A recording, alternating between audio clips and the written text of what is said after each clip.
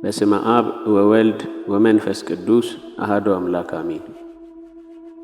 በአብ ስም አምኜ አብን ወላዲ ብዬ፣ በወልድ ስም አምኜ ወልድን ተወላዲ ብዬ፣ በመንፈስ ቅዱስ ስም አምኜ መንፈስ ቅዱስን ሰራጺ ብዬ፣ ምንም ላጠይቁ አካላት በስም በአካል በግብር ሶስት ብንል በባህሪ በህልውና በመለኮት አንድ አምላክ ብለን አምነን የዛሬ መርሃ ግብራችንን እንጀምራለን።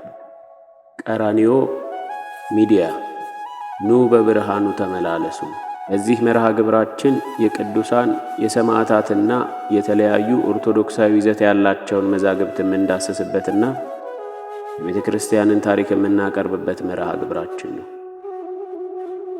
እንኳን ወደ ቀራንዮ ሚዲያ መንፈሳዊ ቻናል በሰላም መጣችሁ። መጽሐፈ ምሳሌ ምዕራፍ 10 ከቁጥር 7 የጻድቅ መታሰቢያ ለበረከት ነው፣ የኃጥአን ስም ግን ይጠፋል። መጽሐፈ ምሳሌ ምዕራፍ 10 ከቁጥር 11 የጻድቅ አፍ የሕይወት ምንጭ ናት፣ የኃጥአን አፍ ግን ግፍ ይከድነዋል የሚለውን የመጽሐፍ ቅዱስ ቃል መሠረት በማድረግ በየዕለቱ የሚከበሩ የቅዱሳን መታሰቢያ በዓላትን፣ የየዕለት ትምህርቶችን፣ መንፈሳዊ ዜማዎችን፣ የየዕለት ገድላት ድርሳናትና የየዕለት ስንክሳር የምናደምጥበት መንፈሳዊ ቻናል ነው። እርሶም ትልቅ ትምህርት የሚያገኙበት ቻናል ስለሆነ ሁላችሁም ወደዚህ ቻናል በመምጣት ላይክ፣ ሼር፣ ሰብስክራይብ በማድረግ የመርሃ ግብሩ ተካፋይ ይሁኑ። በስመ አብ ወወልድ ወመንፈስ ቅዱስ አሐዱ አምላክ አሜን። በዛሬ መርሃ ግብራችን የምንዘክረው ማርያም እንተ ኅፍረትን። ማርያም እንተ ኅፍረት ጌታችንን ሽቶ የቀባችው ናት። በሌላኛው ስሟ ማርያም እህተ አልዓዛር ትባላል። ጌታችንን በቤታቸው ተገኝቶ ሳለ እህቷ ማርታ ለአገልግሎት ስትደክም፣ ማርያም ግን ከእግሩ ስር ተቀምጣ ቅዱስ ቃሉን በመስማቷ ጌታችን ማርያምስ የማይቀሟትን መልካም ዕድል መረጠች በማለት መስክሮላታል። የሉቃስ ወንጌል ምዕራፍ 10 ከቁጥር 38 እስከ 42።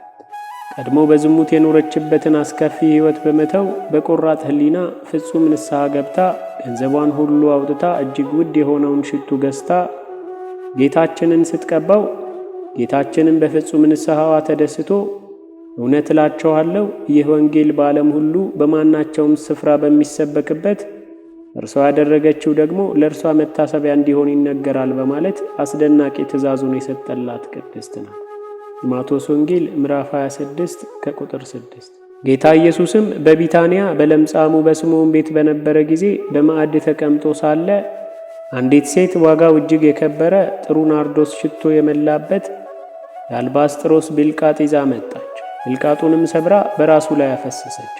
አንዳንዶቹም ይህ የሽቱ ጥፋት ለምንድን ነው? ይህ ሽቱ ከ300 ዲናር በሚበልጥ ዋጋ ተሽጦ ለድሆች ሊሰጥ ይቻል ነበርና ብለው በራሳቸው ይቆጡ ነበር። እርሷንም ነቀፏት።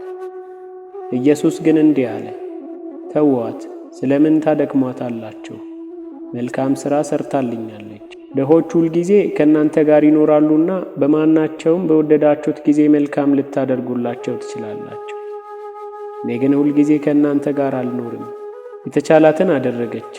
አስቀድማ ለመቃብሬ ሥጋዬን ቀባችው። እውነት እላችኋለሁ ይህ ወንጌል በዓለም ሁሉ በሚሰበክበት በማናቸውም ስፍራ እርሷ ያደረገችው ደግሞ ለእርሷ መታሰቢያ ሊሆን ይነገራል። የማርቆስ ወንጌል ምዕራፍ 14 ከቁጥር 3 እስከ 9 እንዲሁም የማቴዎስ ወንጌል ምዕራፍ 26 ከቁጥር 6 እስከ 13። ማርያም እንተ ኅፍረት ሁልጊዜ ከነጭ ሐር የተሠራ ልብስ የምትለብስ ከሽቱ ሁሉ ይልቅ የሚበልጥ ውድ ሽቱን ትቀባ ነበር። በወርቅም ታጌጥና በክፉ ሥራ ሁሉ ጸንታ የምትኖር ሴት ነበረች። ጠላት ዲያብሎስም የዚህን ዓለም ጣዕም አጣፈጠላት። ነገር ግን ስለዚህ ሴትና ስለ ኃጥአን ሁሉ ጌታችን ከጌትነቱ ከፍታ ሳይለወጥ ከልዑል ዙፋኑ ወረደ። በሰዎች መካከልም ከእነርሱ እንደ አንዱ እየተመላለሰ አስተማረ። አንድ ቀን እንደ ልማዷ ማርያም እንተ ኅፍረት ነጭ ሐር ለብሳ አጊጣና ተኳኩላ ፊቷን በመስታወት አይታ ውድ ሽቱ ተቀባች።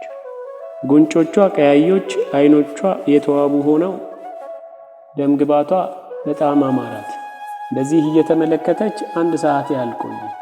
ከዚህ በኋላ መልካም ሐሳብ ከእርሷ ላይ አድሮ እንዲህ አለች፣ ይህን ሁሉ ታስወግድ ዘንድ መልኬንም ትለውጥ ዘንድ ሞት ትመጣ የለምን? ይህ መልካም ሽታ ወደ ትልነትና ወደ መሽተት ይለወጣል። ይህስ ብርታት ፍጻሜው ጉስቁልናና ድካም አይደለምን? ሊቀርቡኝ የሚወዱትስ የሚርቁኝ አይደሉምን? እንደዚህ እስከሆነ ዘላለም ከጥፋትና ከኩነኔ በቀር እንግዲህ ምን አገኛለሁ? የዚህን ዓለም ገንዘብ ብገዛ ብነዳ ከድካም በዓይኖቼም እንባን ከማፍሰስ የሚያድነኝ ይኖራልን? ወይስ ይህ ሁሉ ከሞት ያድነኝ ዘንድ ይችላልን? ነፍሴ ሆይ እንግዲህ ሁሉን ለሚገዛ ጌታ ምን ትመልሻለሽ? እውነተኛው ፈራጅ ዘንድ በአንቺ ላይ ትእዛዝ በመጣ ጊዜ እንዴት ትሆኛለሽ? ነፍሴ ሆይ ንስሐ በሌለበት ነፍሴ የተናቀች በምትሆንበት ጩኸት ለቅሶና ጩኸት ባለበት ቦታ የሚረዳሽ ማን ነው? ነጭ ሐርና ኅብሩ ልዩ ልዩ የሆነ ልብስ በመልበስ ደስ የምትሰኝ ሥጋዬ ሆይ በክብር ባለቤት በእግዚአብሔርና በመላእክቱ ፊት ራቁትሽን በቆምሽ ጊዜ እንዴት ትሆኛለሽ? ነፍሴ ሆይ በዚህ ዓለም የተደሰትሽው ምን ይጠቅምሻል? እያለች ራሷን መመርመር ጀመረ። መድኃኒት ታገኝ ዘንድም ያመለከታትን አታውቅ። ከዚህ በኋላ በማመን ጸንታ እንዲህ ብላ አሰበች። ስለ ኃጥአን ወደዚህ ዓለም የመጣ ስለ እነርሱ በመካከላቸው እንደተው የተመላለሰ ይህ አይደለምን? የኃጢአተኛን መመለስ ነው እንጂ ሞቱን አልሻም ያለስ እርሱ አይደለምን? ነፍሴ ሆይ ምሕረትስ ቅርብ ናት፣ ባለመድኃኒትም የራቀ አይደለም። ሌላ መድኃኒትሽን ተስፋ የምታደርጊበት ሳለን 100 በግ ያለው ከእነርሱም አንዲቱ ብትጠፋ 99ኙን በበረሃ ትቶ የጠፋውን እስኪያገኝ ድረስ ሊፈልጋት የሚሄድ አይደለምን? ባገኛትም ጊዜ ደስ ብሎት በጫንቃው ይሸከማታል። ካልጠፉት ከ99ኙ ይልቅ በእርሷ ደስ የሚሰኝ አይደለምን? እናንተ ደካሞች ሸክማችሁ የከበዳችሁ ሁሉ ወደ እኔ ኑ እኔም አሳርፋችኋለሁ የሚል እርሱ መድኃኒት ክርስቶስ ነው። እንደዚህ ከሆነ ለምን እሰንፋለሁ? ለምንስ ንስሐ አልሻም?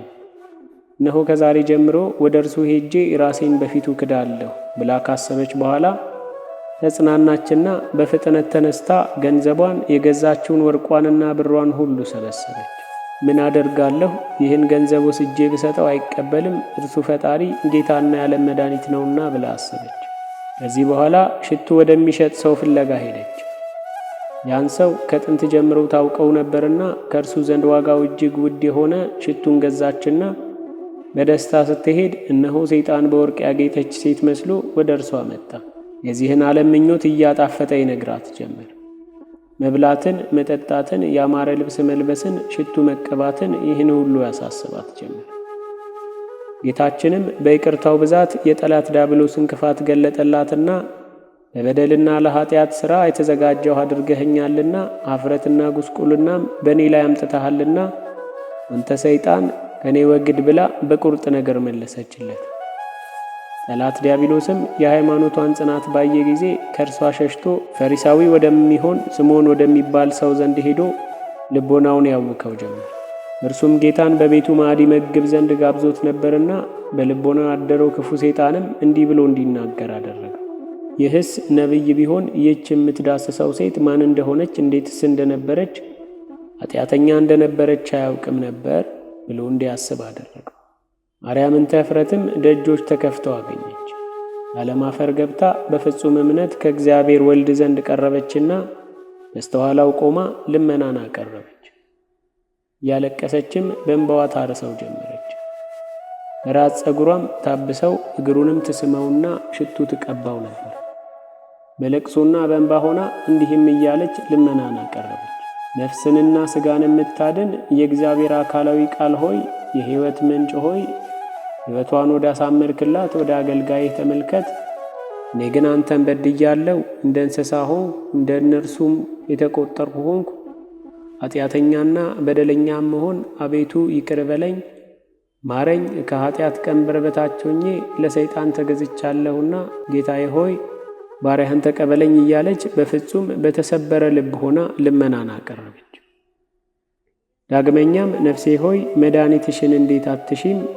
እነሆ መድኃኒት ክርስቶስ በዚህ አለና ለምን ትዘገያለሽ? እነሆ የሕይወት ውሃ ምንጭ መጥቶልሻልና ከቆሻሻነትሽስ ለምን ቶሎ አትነጪም? ለደዌሽስ ፈውስን አትፈልጊምን? አለች።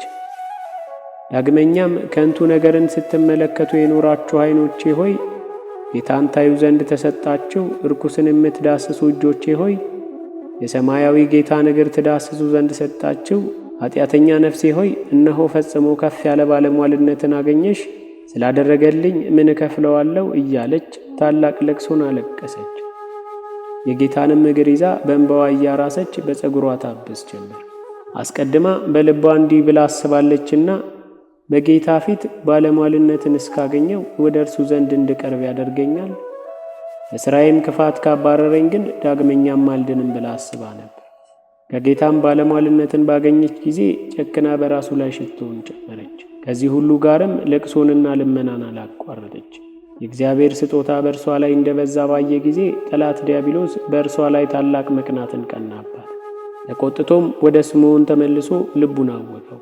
ይህስ ነቢይ ቢሆን ኖሮ ይህች የምትዳስሰው ሴት ኃጢአተኛ እንደሆነች ያውቅ ነበር እንዲል አደረገ። ጌታችንም ስምዖንን ሁሉ ከእርሱ እንዳልተደበቀና ሐሳቡንም እንዳወቀበት እንዲረዳና እግዚአብሔርም በደለኞችን ማዳንና ከኃጢአታቸው ማንጻት እንደሚችል ያውቅ ዘንድ እንዲያስተውል አደረገ። በሉቃስ ወንጌል ሉቃስ ምዕራፍ 7 ከቁጥር 36 እስከ 50 ላይ ስለ ማርያም የተጻፈው እንዲህ ይላል። ከፈሪሳውያንም አንዱ ከእርሱ ጋር ይበላ ዘንድ ኢየሱስን ለመነው። በፈሪሳዊው ቤትም ገብቶ በማዕድ ተቀመጠ። እነሆም በዚያች ከተማ ኃጢአተኛ የነበረች አንዲት ሴት በፈሪሳዊው ቤት በማዕድ እንደተቀመጠ ባወቀች ጊዜ ሽቱ የመላበት የአልባስጥሮስ ብልቃጥ አመጣች። በስተኋላውም በእግሩ አጠገብ ቆማ እያለቀሰች በእንባዋ እግሩን ታረስ ጀመረች። የጠራው ፈሪሳዊም አይቶ ይህስ ነቢይ ቢሆን ይህች የምትዳስሰው ሴት ማን እንደሆነች እንዴትስ እንደነበረች ባወቀ ነበር፣ ኃጢአተኛ ናትና ብሎ በልቡ አሰበ። ኢየሱስም መልሶ ስምዖን ሆይ የምነግርህ ነገር አለኝ አለው። እርሱም መምህር ሆይ ተናገር አለ። ለአንድ አበዳሪ 2 ተበዳሪዎች ነበሩት። በአንዱ 500 ዲናር ነበረበት፣ በሁለተኛውም 50። የሚከፍሉትም ቢያጡ ለሁለቱም ተወላቸው። እንግዲህ ከእነርሱ አብልጦ የሚወደው ማንኛው ነው? ስምዖንም መልሶ ብዙ የተወለቱ ይመስለኛል አለ። ኢየሱስም በእውነት ፈረድህ አለው። ወደ ሴቲቱም ዘወር ብሎ ስምዖንን እንዲህ አለው፣ ይህችን ሴት ታያለህን? እኔ ወደ ቤትህ ገባሁ፣ ውሃ እንኳን ለእግሬ አላቀረብክልኝም። እርሷ ግን በእንባዋ እግሬን አራሰች፣ በጠጉሯም አበሰች። አንተ አልሳምኸኝም፣ እርሷ ግን ከገባሁ ጀምሮ እግሬን ከመሳም አላቋረጠችም። አንተ ራሴን ዘይት አልቀባኸኝም፣ እርሷ ግን እግሬን ሽቱ ቀባች። ስለዚህ ይልሃለሁ እጅግ ወዳለችና ብዙ ያለው ኃጢአቷ ተሰርዮላታል። ጥቂት ግን የሚሰረይለት ጥቂት ይወዳል። እርሷንም ኃጢአትሽ ተሰርዮልሻል አላት። ከእርሱም ጋር በማዕድ ተቀምጠው የነበሩት በልባቸው ኃጢአትን እንኳ የሚያስተሰርይ ይህ ማን ነው ይሉ ጀመር። ሴቲቱንም እምነትሽ አድኖሻል፣ በሰላም ሂጂ አላት። እጅግ ውድ ዋጋ ያለው የማርያም እንተ እፍረት ሽቱ መነሻ መገኛው ራሱ ጌታችን። ይኸውም ነገሩ እንዲህ ነው። ርጉም በሆነ በሄሮድስ ዘመን አረጋዊ ዮሴፍ ሕፃኑንና እመቤታችንን ይዞ ወደ ምድረ ግብፅ ሲሄዱ በመንገድ ላይ አንድ ፈረሰኛ ሰው አገኛቸውና ከእነርሱም ጋር ይሄድ ጀመር። እመቤታችን ድንግል ማርያምን በመንገድ እንደደከመች ባየ ጊዜ ሕፃኑን አንስቶ ፈረሱ ላይ አውጥቶ በጭኑ ታቀፈው። ያን ጊዜም በፈረሱ ላይ የመልካም ሽቱ መዓዛ ይሸት ነበር። ወዙም ሲንጠፈጠፍ ባየው ጊዜ መልካም ሽታም እንዳለው ባየ ጊዜ ሻሹን ከራሱ ላይ አውልቆ የሕፃኑን ወዝ ጠረገለትና ቆይቶ ሕፃኑን ለእናቱ ሰጥቷት በጎዳናው ሄደ። ቤቱም በደረሰ ጊዜ ልብሱን ታጥበው ዘንድ ለእናቱ ሰጣት። እርሷም በሻሹ ላይ ያለውን መልካም ሽታ ካየች በኋላ በማጠቢያ ባስቀመጠችው ጊዜ ከሻሹ ውስጥ ሽታው እጅግ የሚያስደስት መልካም ዘይት ወጣ። እርሷም ደስ ተሰኝታ ከቅባቷ ጋር በማሰሮ አድርጋ አስቀመጠችው። ያም ዘይት ባለበት በዚያች መንገድ የሚሄዱ ሰዎች ሁሉ የሽቶውን መዓዛ ያደንቁ ነበርና፣ ስለዚህ ያቺ ሴት ከአገረ ገዢው ጋር እንዳያካስሷት ፈርታ በብዙ ገንዘብ ሽቱ ከሚገዙ ነጋዴዎች ለአንዱ ሸጠችለት። እርሱ ግን ምን እንደሆነ አያውቅም ነበር። ያም ዘይት ብጽዕት ማርያም እንተ እፍረት እስከምትመጣ ድረስ ለብዙ ዘመን በእርሱ ዘንድ በዚያ ኖረ። ማርያም እንተ እፍረትም ከእርሱ እጅግ ውድ በሆነ ዋጋ ገዝታ በጌታችን ሥጋ ላይ ያፈሰሰችው። እነሆ የሽቱ ከጌታ ዘንድ እንደተገኘ አወቅን፣ ተረዳን። ያም በፈረስ ላይ ተቀምጦ ጌታችንን በሕፃንነቱ በጭኑ አቅፎ የያዘው ፈረሰኛ ሰው ጌታችን በቀራንዮ አደባባይ በእንጨት መስቀል ላይ ተሰቅሎ ሳለ ያመነበት ፈያታዊ ዘየማን ወይም ጥጦስ ነው። ማርያም እንተ እፍረት ጌታችን ቃል ኪዳን ከገባላት በኋላ አርፋለች። የንግስ በዓላቶቿ መጋቢት 21 ቀን የጌታችንን እግር ሽቱ የቀባችበት ሲሆን የካቲት 6 ቀን ደግሞ ያረፈችበት ዕለት። ማርያም እንተ ዕፍረትን ገድሏንና ድርሳኗን የጻፈላት ታላቁ የቤተ ክርስቲያናችን ሊቅ ቅዱስ ዮሐንስ አፈወርቅ ነው። መዝገበ ቅዱሳን ገድለ ቅድስት ማርያም እንተ ዕፍረት ስንክሳር ዘወርሃ የካቲት